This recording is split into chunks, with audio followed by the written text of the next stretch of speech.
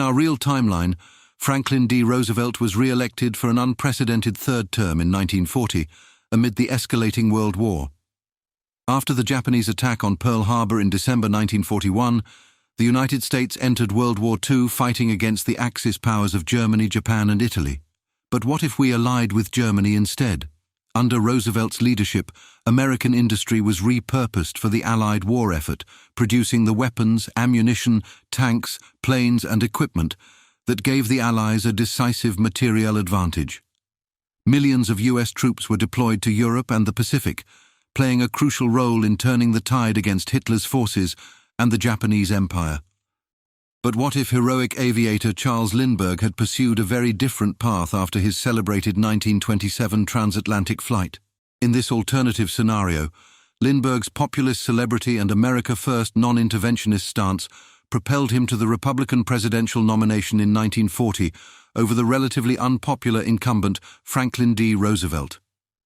His campaign taps into economic anxieties and a strain of Nazi sympathizers skeptical of joining World War II against Germany. On January 20, 1941, Charles Lindbergh is sworn in as the 33rd President of the United States. Within months, he begins drastically reshaping domestic and foreign policy to an authoritarian pro-Nazi agenda. The America First Committee is emboldened as anti-Semitic voices like pro-Hitler pilot Charles Lindbergh grow more powerful in the White House.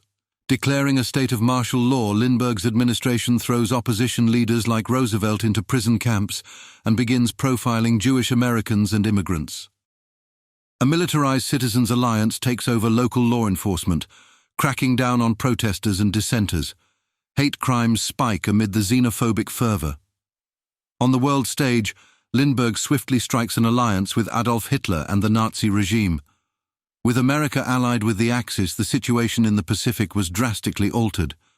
Seeing the writing on the wall after the Nazi-American Pact, Japan's militarist government scraps its plans for a preemptive strike on Pearl Harbor, instead withdrawing troops from southern aggression and consolidating control over Manchuria and coastal China.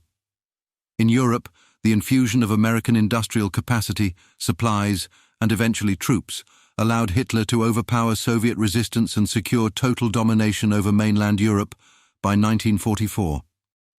The extended Nazi regime can devote more resources to developing terrifying weapons like atomic bombs, advanced missiles, and other weapons of mass destruction even sooner. Auschwitz and other industrial-scale death camps accelerate the genocide of Jews, Slavs, Romani, and other groups the Nazis viewed as lesser.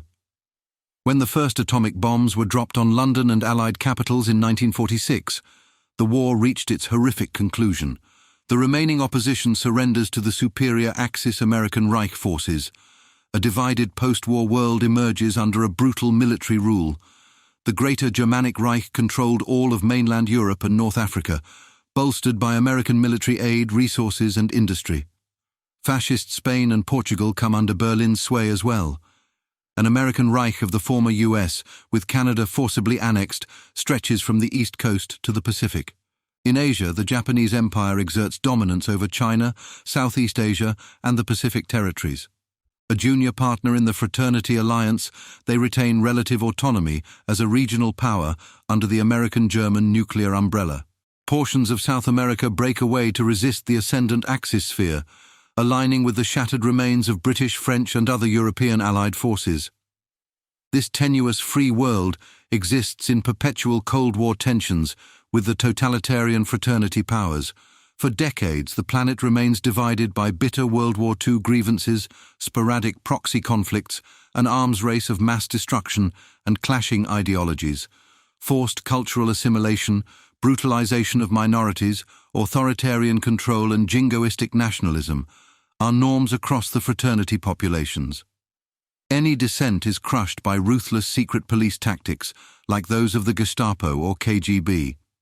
Scientific and technological exchange remains incredibly limited between the pariah totalitarian regimes and democratic free world nations.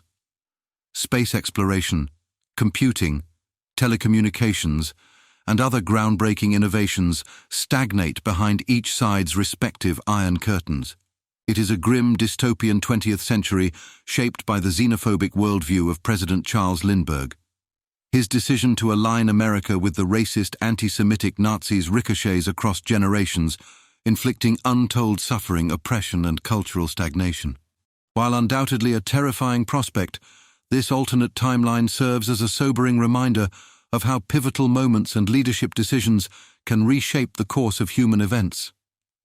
As we reflect on the 20th century's darkest hours, may we remain eternally vigilant against the forces of hatred, nationalism, and discrimination that threaten to bring about this nightmarish reality across an infinitely divided world.